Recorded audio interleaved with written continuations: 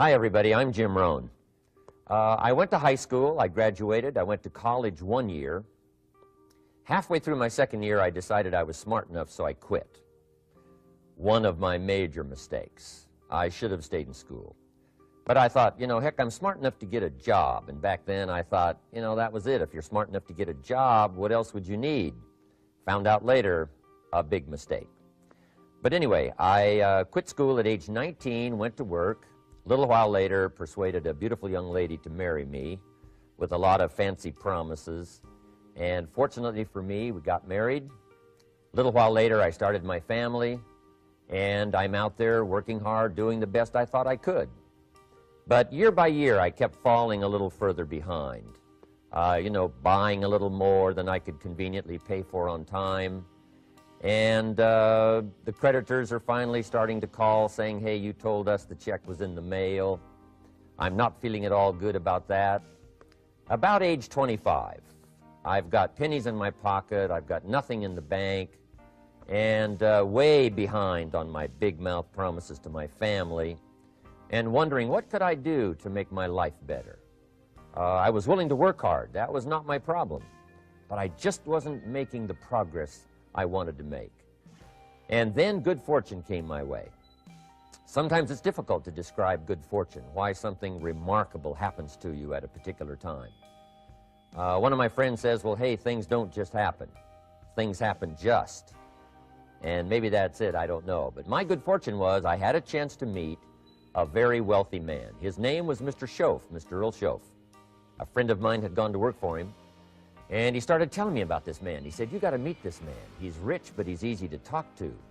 And he's got a remarkable philosophy of life. And he kept going on, and I thought, well, I've got to meet this man.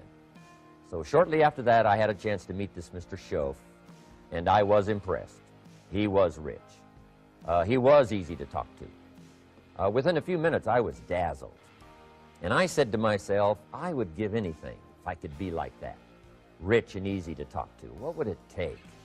And then I thought, if I could just get around somebody like him, and if he would teach me and coach me, I would do it all. And that was my good fortune. A few months later, this wealthy man, Mr. Schoaf, hired me and gave me a job, and I went to work for him, and I spent the next 5 years in his employ. And then, unfortunately, at age 49, he died. But I got to spend 5 years with this remarkable man, his last 5 years of his life, and the first 5 years of my new life.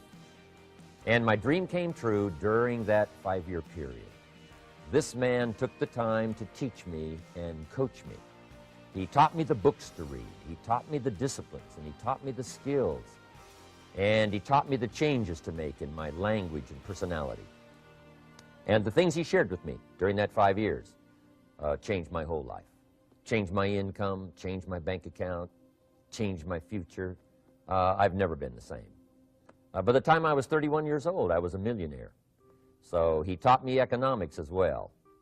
So how lucky can you get to meet the right person at the right time who takes the time to share with you ideas that can change your life? A lot of rich people, right, don't take the time, but he did, and he also had the ability. Some people want to share their experiences, but they don't quite know how to say it. But he had it all, and he used language that I could understand, and those ideas greatly affected my life. I wish he was still alive today. If he was, I'd be calling him today one more time, thanking him for the time he spent with me sharing his life and his experiences that so dramatically affected my life. Then, how I really came to be invited to speak to you today. 30-plus years ago, I was living in Beverly Hills, California. And a friend of mine one day said, Jim, you've got to come and tell your story to my service club. He belonged to the Rotary Club.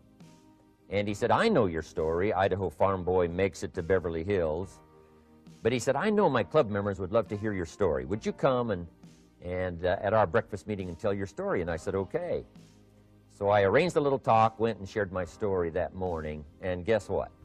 They liked it. And my phone rang, another club called and said, would you come and tell us that story?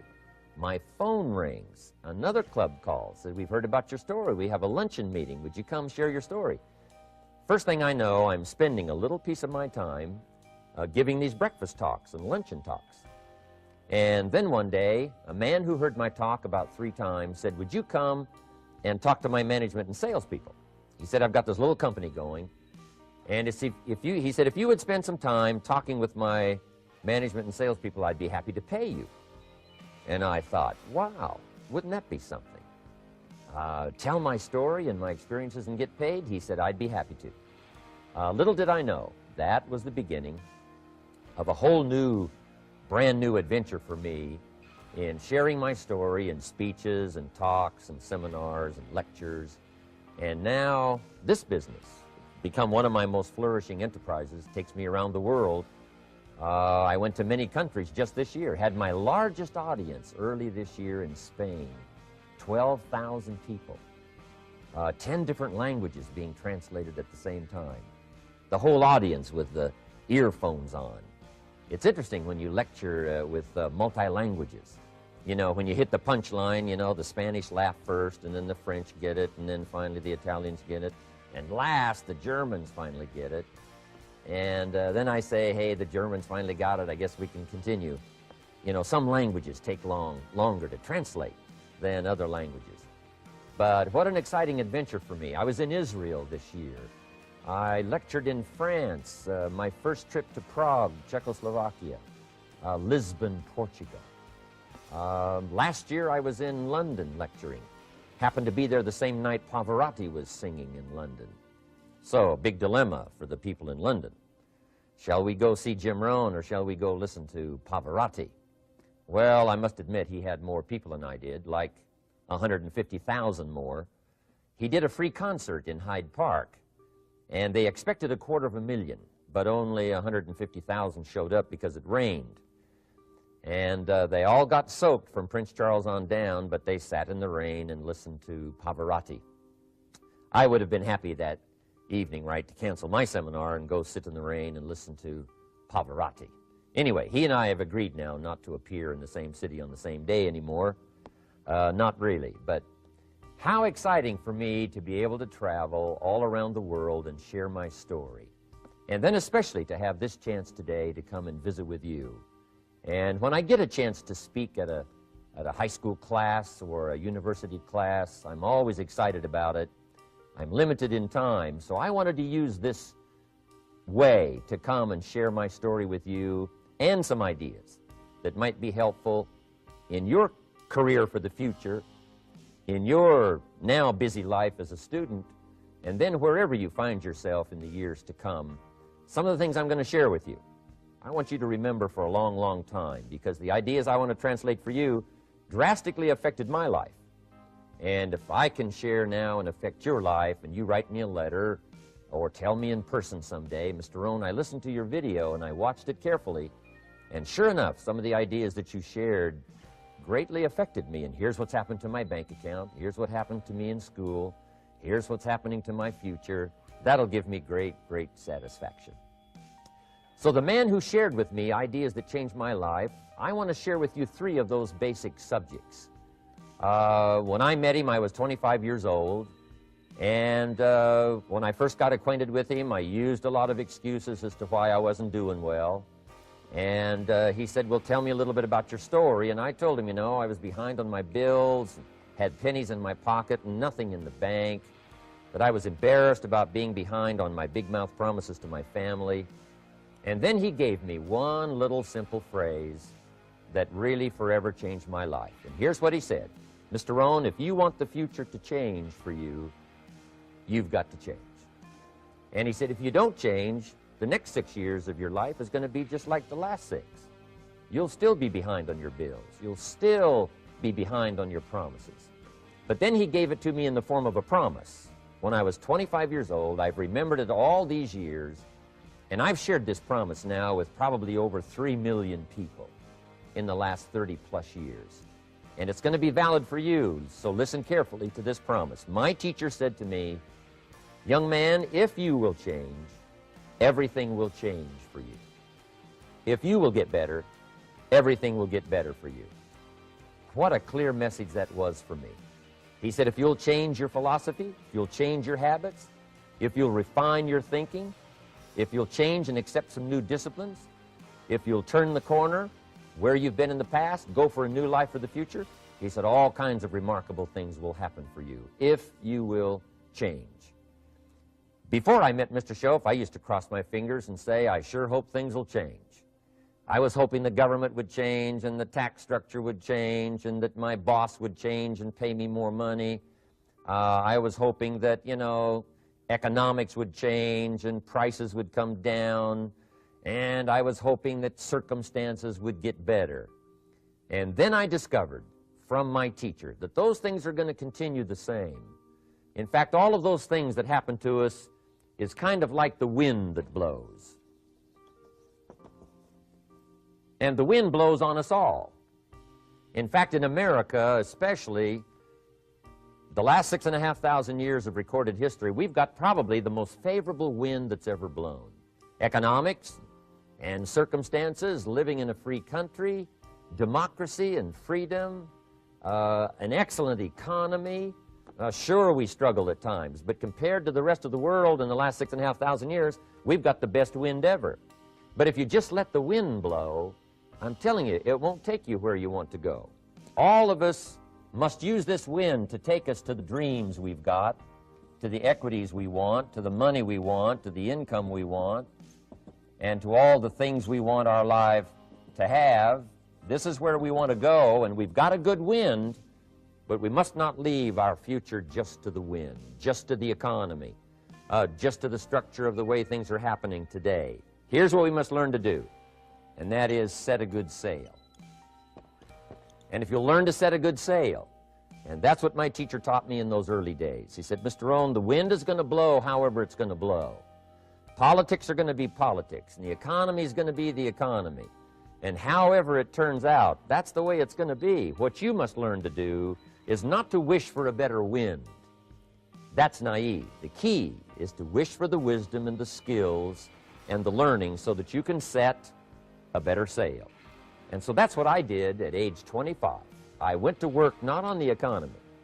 I went to work not on the community.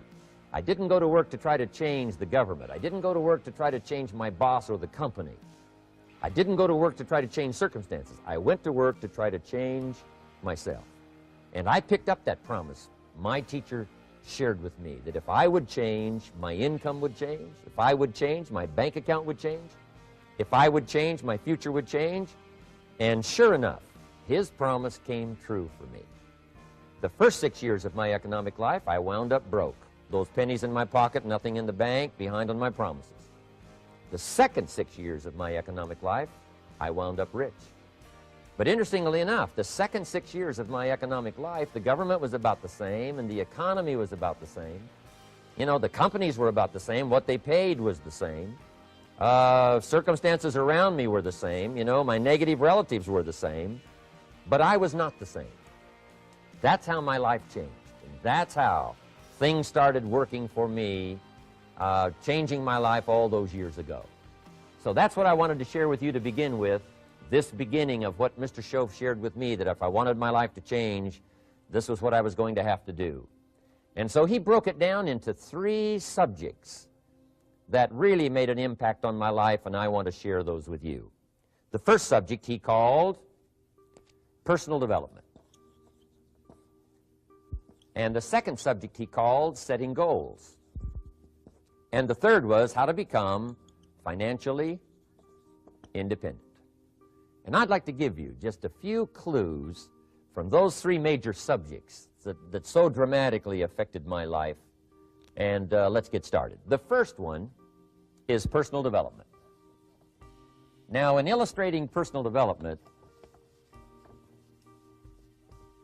Mr. Schoaf, my teacher, started with money.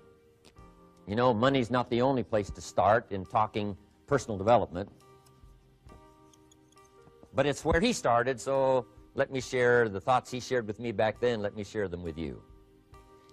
Here's the best lesson I can give you on economics. It's very simple. We get paid for bringing value to the marketplace. That's about as simple as I can put economics. We get paid for bringing value to the marketplace. Now, it takes time to bring value to the marketplace.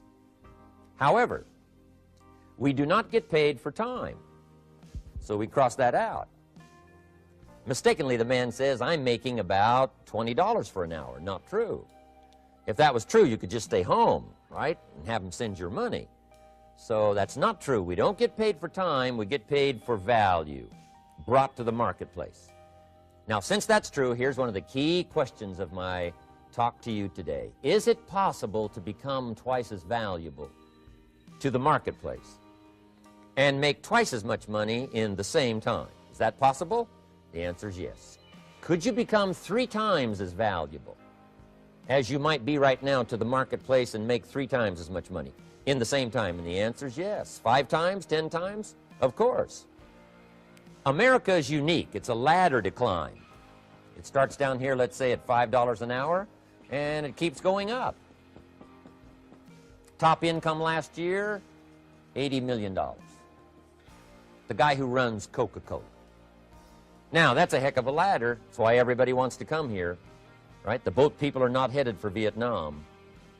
People haven't plotted and schemed for 50 years saying if I could just get to Poland, everything would be okay.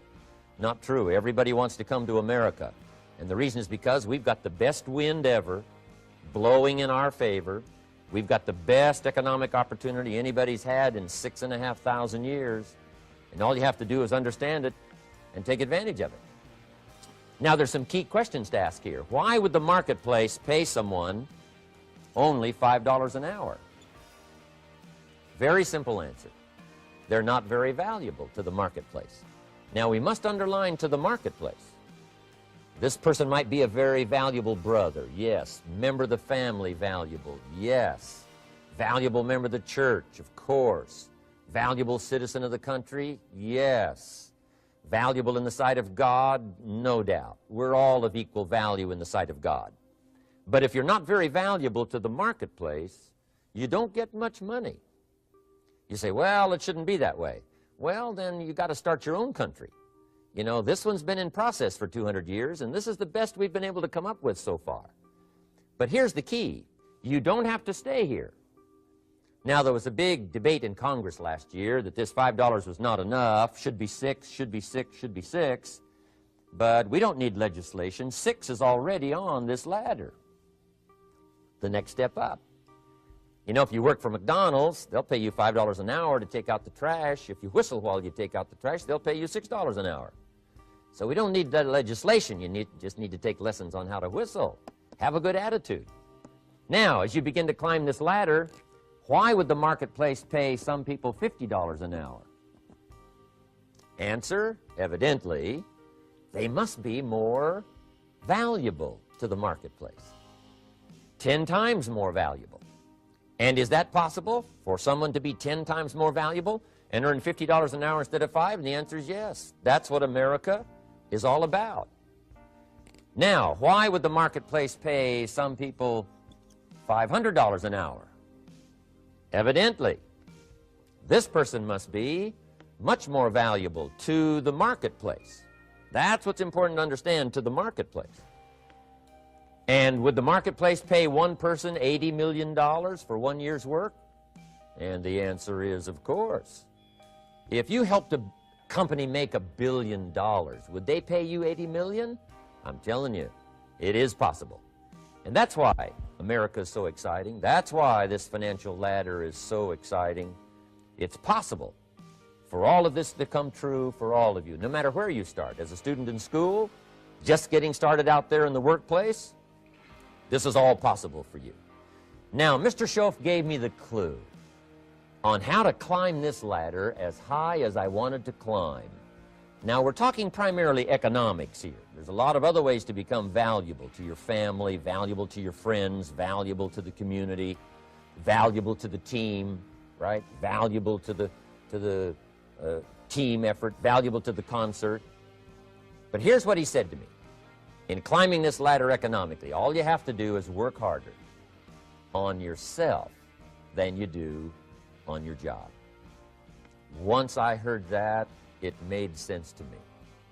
I kept hoping that everything else would change around me, found out that if I went to work on myself, worked on my skills, worked on my language, if I became better than I was each year, if I grew in skills and language and vocabulary and competence, then I would become attractive to the marketplace.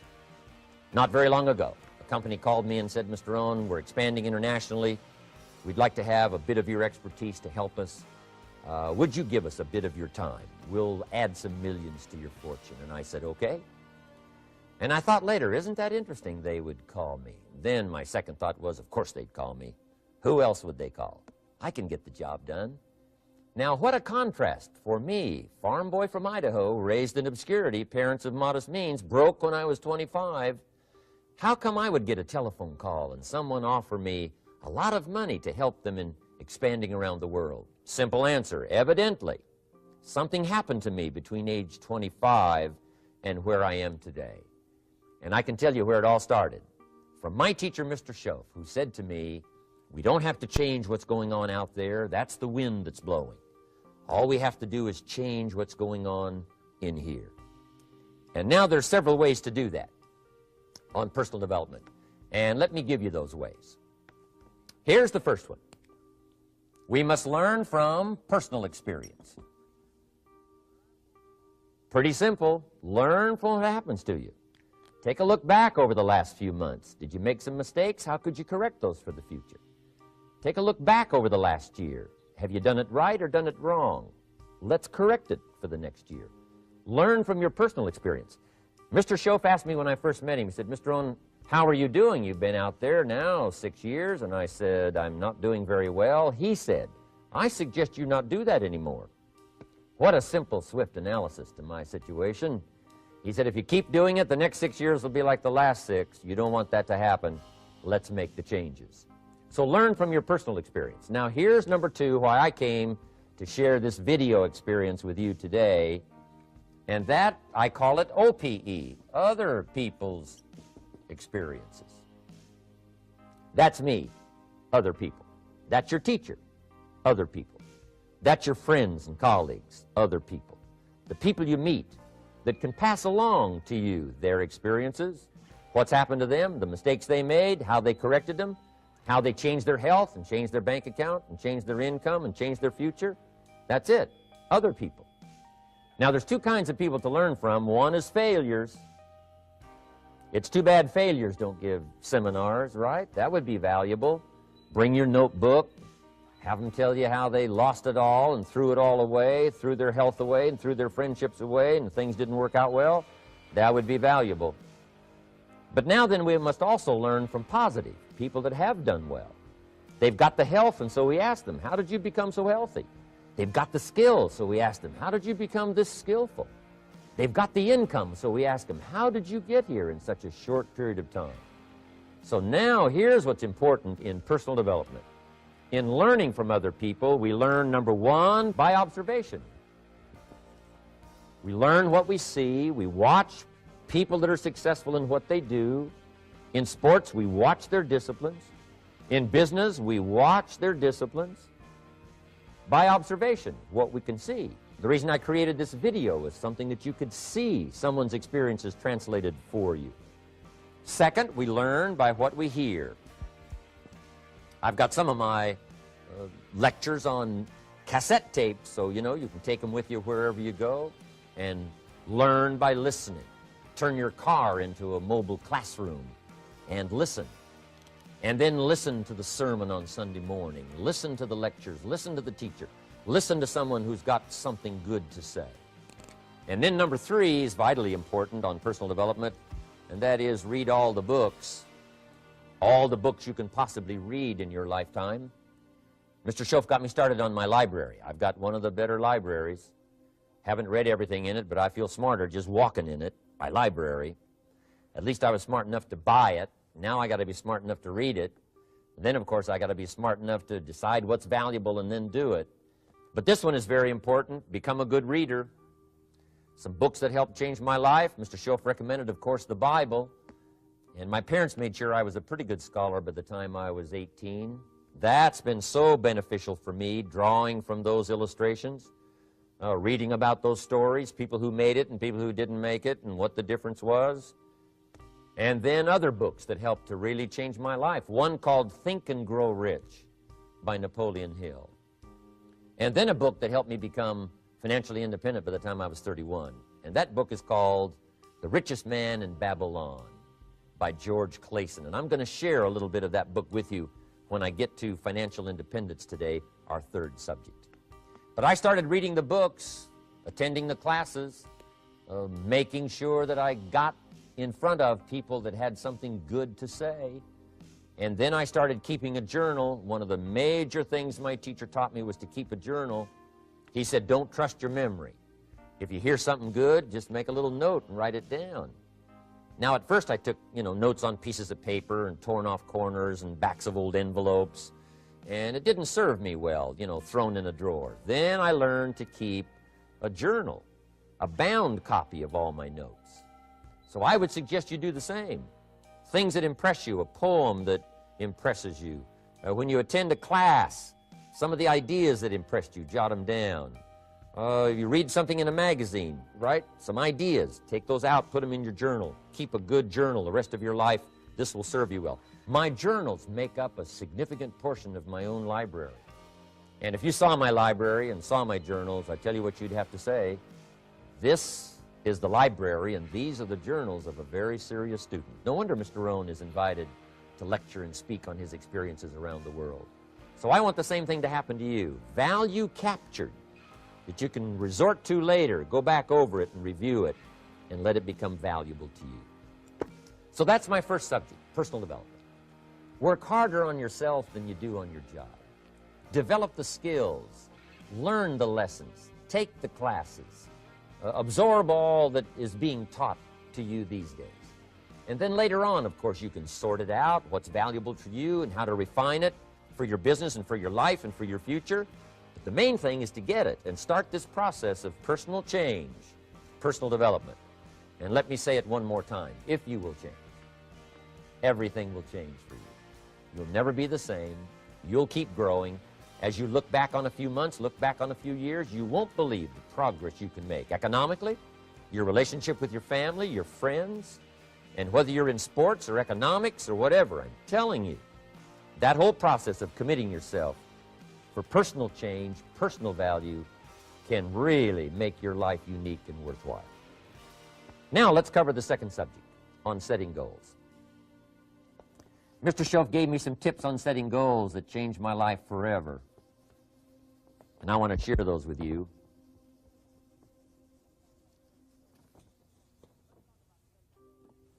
So let's talk about setting goals, and I also want to tie it to personal development, and you'll see how I'm going to do it as I progress here. Setting goals. We need to take a look into the future. There are 4 things to consider in terms of attitude. One is how you feel about the past. Best advice I can give you on that is treat the past as a school. Let it teach you the mistakes you've made, the things that went wrong, the things that didn't work. Don't use the past as a burden to carry, and don't use the past as a club to beat yourself to death. Past losses, past failures, past mistakes. But let the past be a school. Tough school maybe. We've all been through some tough stuff. So if you feel good about the past, draw from it for experience and let it teach you. Then next is how you feel about the future. We've got to have the future well designed. The future is called the promise. And here's what we teach in our leadership series. The promise of the future can be an awesome force for your own future. The promise of the future, designing the future. There's 2 ways to face the future. One is with apprehension, and the other is with anticipation. I promise you, in my travels around the world, most people face the future with apprehension. And here's why. They don't have it well designed. They've sort of left that up to someone else to fix. But here's the best way to face the future, with anticipation. And you can face the future with anticipation if the future is clear, if the future is well designed. And I would like to have you consider some thoughts with me that help me to really changed my future by giving it some thought and some consideration. And here it is. In setting goals, it's very simple. Number one, decide what you want. You just take a little time. You sit down and say, what do I want? What kind of skills do I want? What kind of income do I want for the future? What would I like? Where would I like to go? Places I'd like to visit. Habits I'd like to acquire. Skills I'd like to have. You just take a little time to think about what you want. Economics, friendships, people you'd like to meet, places you'd like to go. You just take some time. And then I suggest, when you've thought about what you want for the future, make a list. Just jot it all down. It's really a very simple process.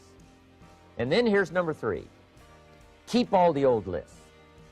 I'm telling you, this served me so well, keeping my old list of goals.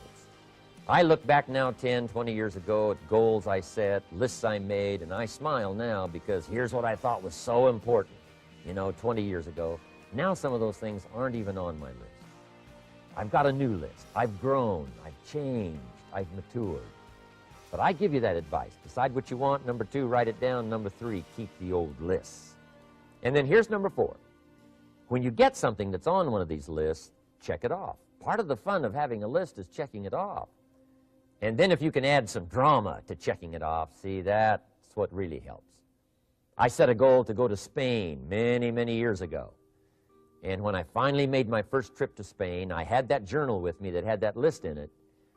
And while I had my journal on my lap, waiting for the wheels to touch down in Madrid, I waited until the wheels touched the runway, and I checked it off. Just adding a little drama.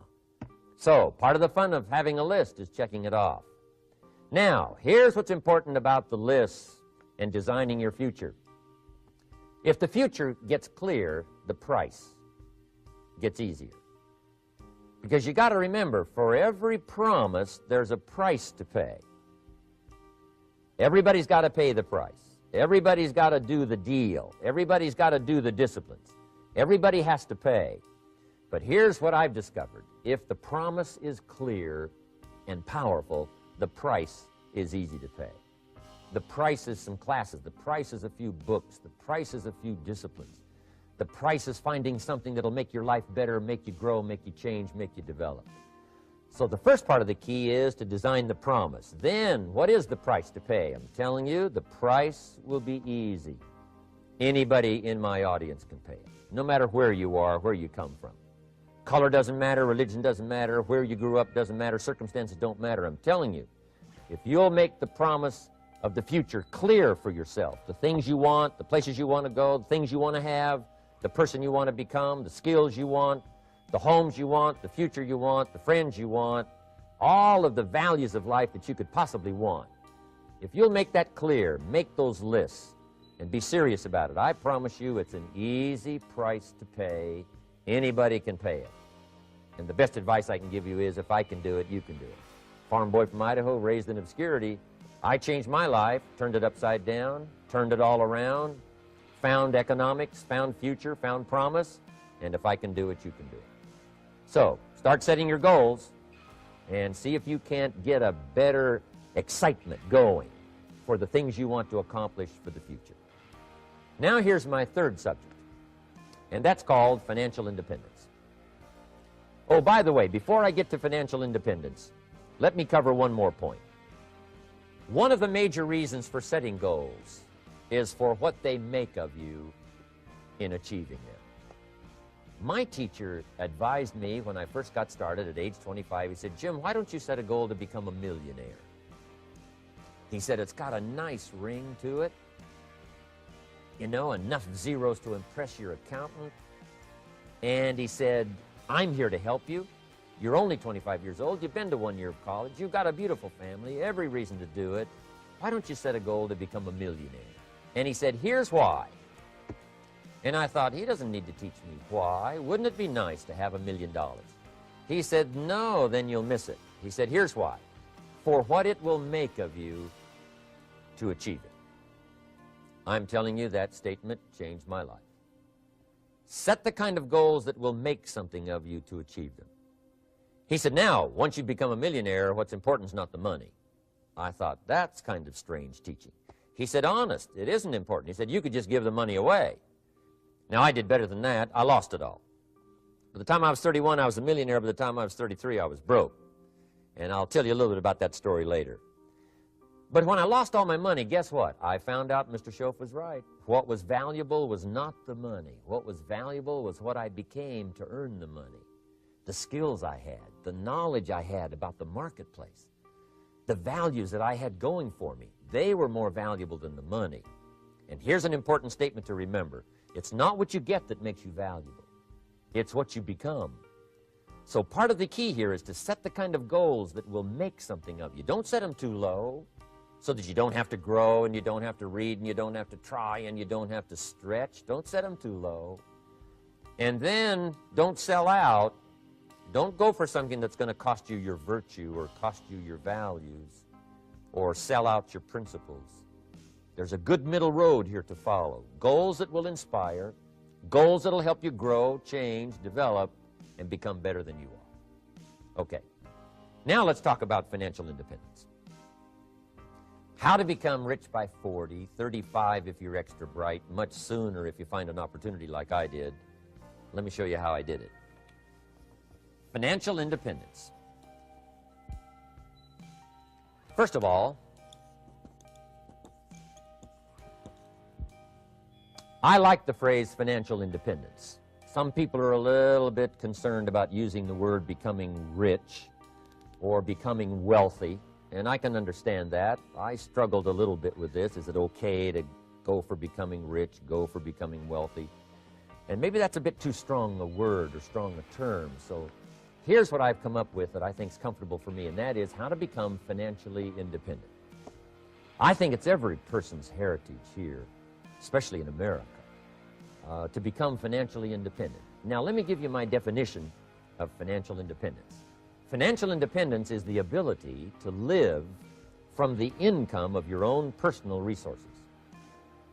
Financial independence. Now it depends on how you want to live.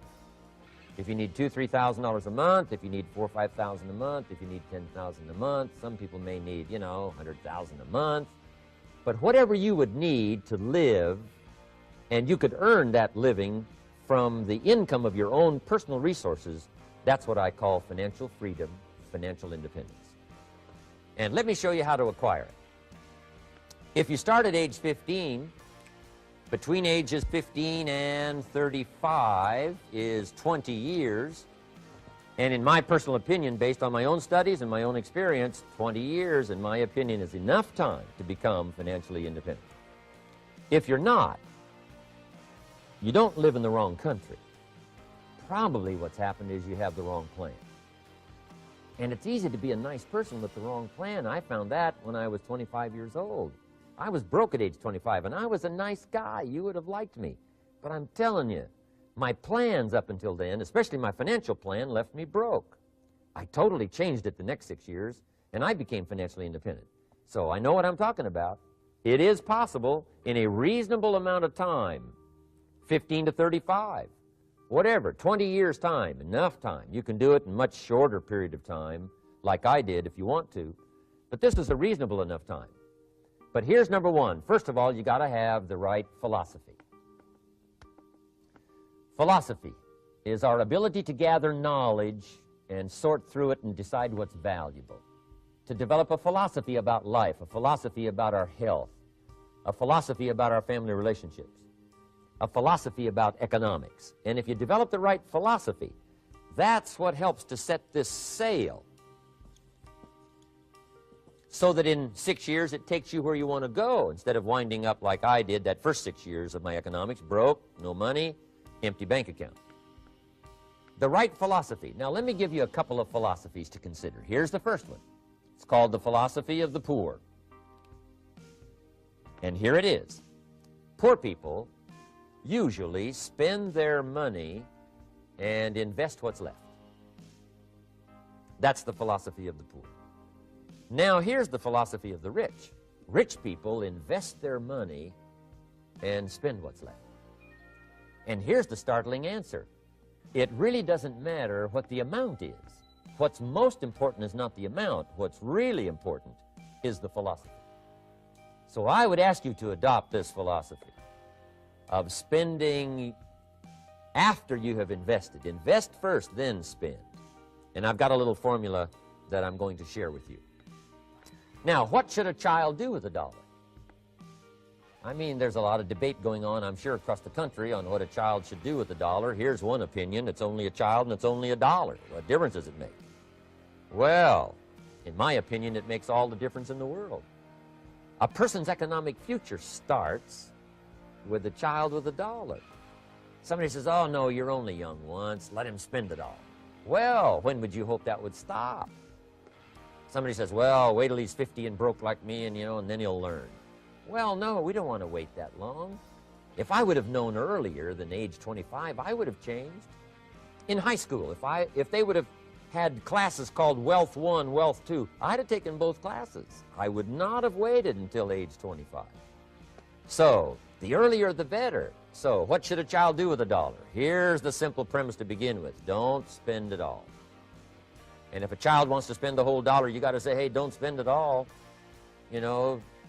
Don't spend it all. They'll say, why not? It's my $1. I earned it. You say, I know you earned it, but don't spend it all. They'll still say, why not? Say, let me show you why not.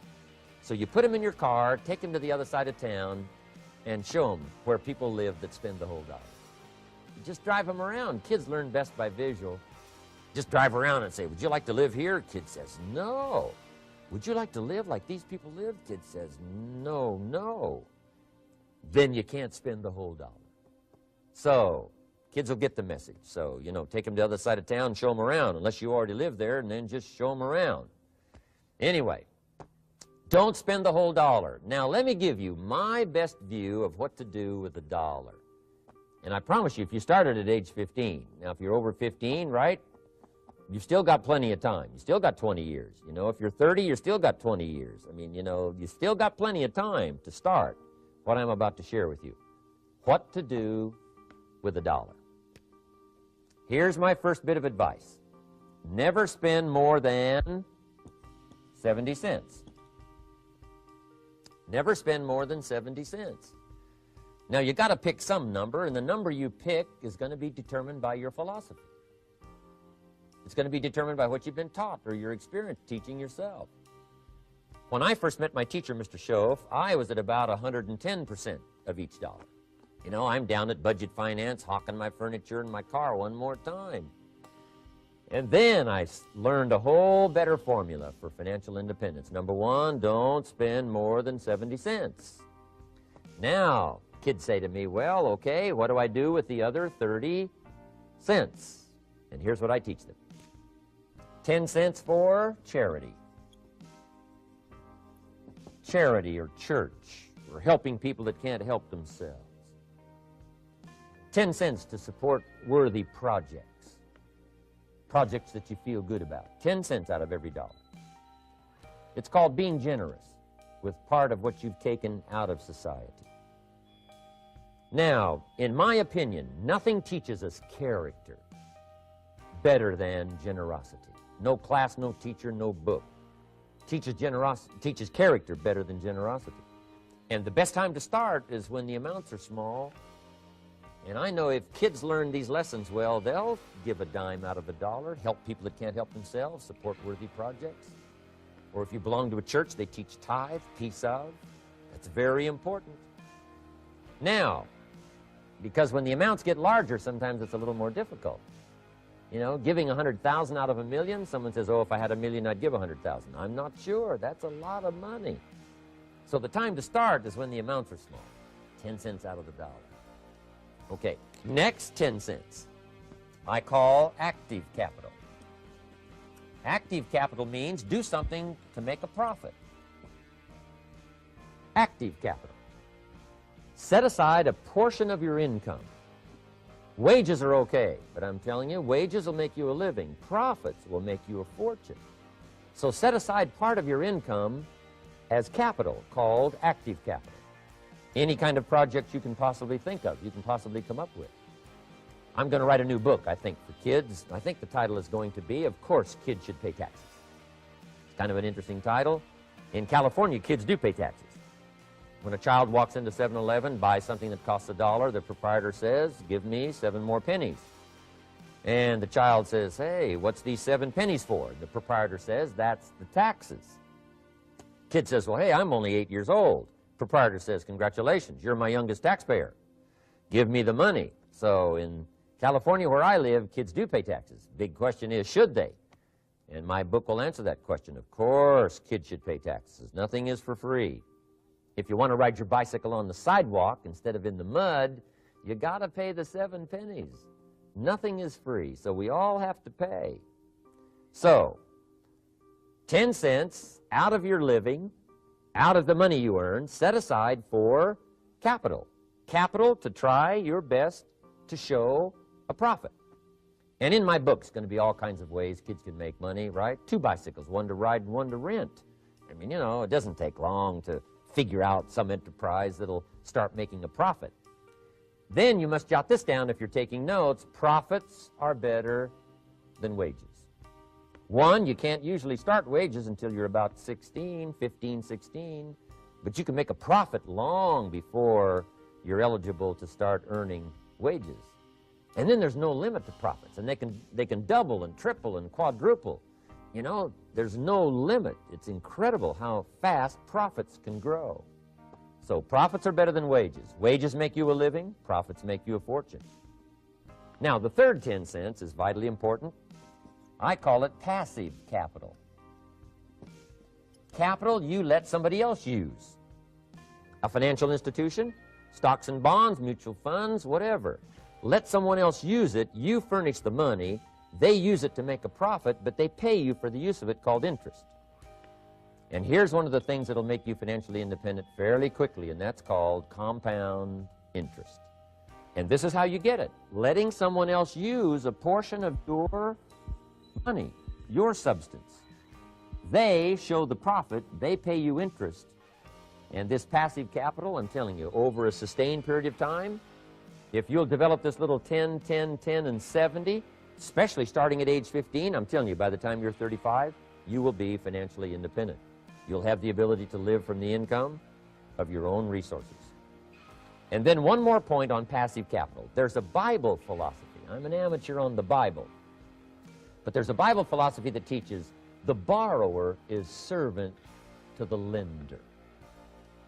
And if you want to be in a powerful position as you grow older, finally when you become mature, maybe have your own business, things have worked out for you for the future, the position you always want to be in is the power position, and that's called the lender.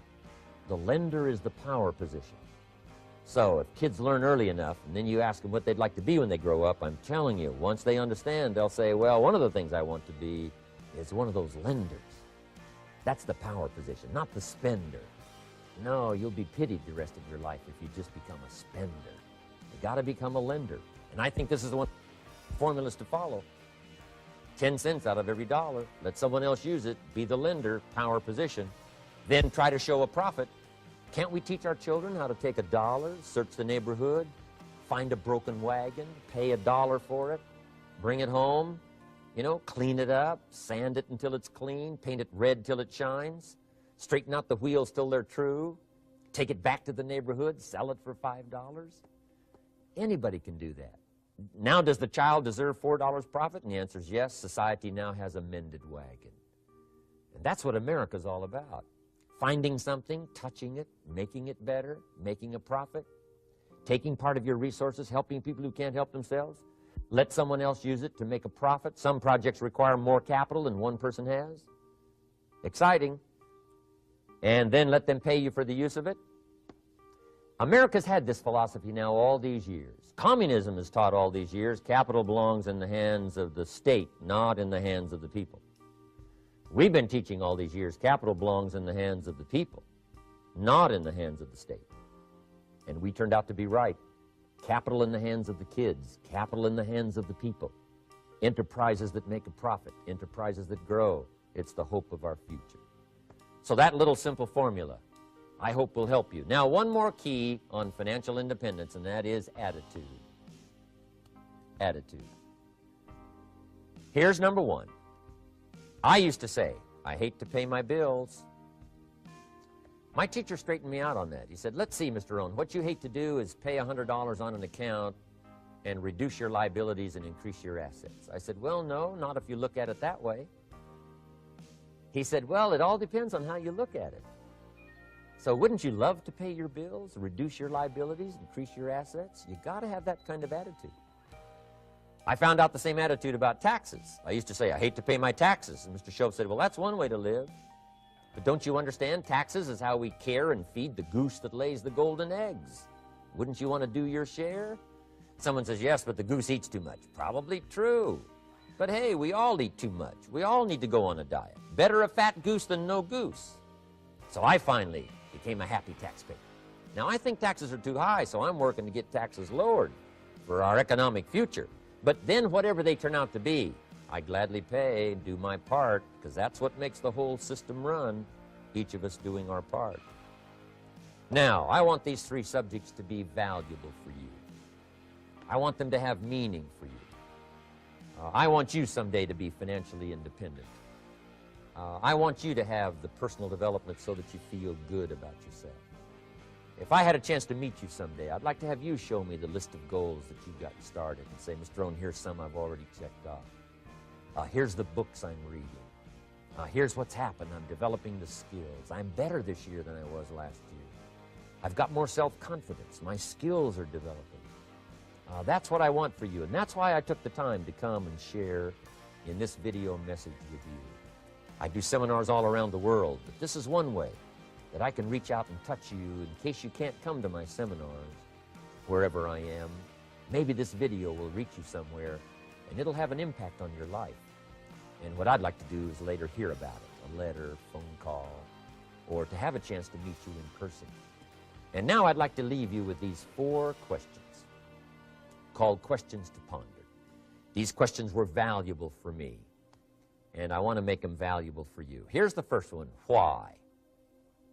We all ask why we should work this hard, why take that many classes, why go to school that many years, you know, why take the notes, why read the books, why work that hard, why put yourself through the push-ups and the disciplines, why? Good question, why? Best answer to why, I think, is the second question. Why not? Why not see how many books you can read, how many classes you can take, how many skills you can develop? Why not see how valuable you can become to the marketplace and to your friends and to your family? Why not see what you can make of yourself? Why not see how far you can go, how much you can see, how much you can earn, how much you can share? Why not? That's the heritage all of us have, in America especially, is to see what we can make out of our lives now that we've been given this extraordinary opportunity. Now, my third question I'd love to ask you in person. But since I can't do it in person, I want to ask it of all of you. But I want you to take it personally. And my third question is, why not you? Why not you? With good self-esteem. Why not you starting to change and setting goals? Why not you starting to make progress toward financial independence? If I can do it, you can do it. I wished I had a lot more testimonials here today besides mine. A whole steady stream that would come by and tell you their story. Someone who started with nothing, finally run a big enterprise.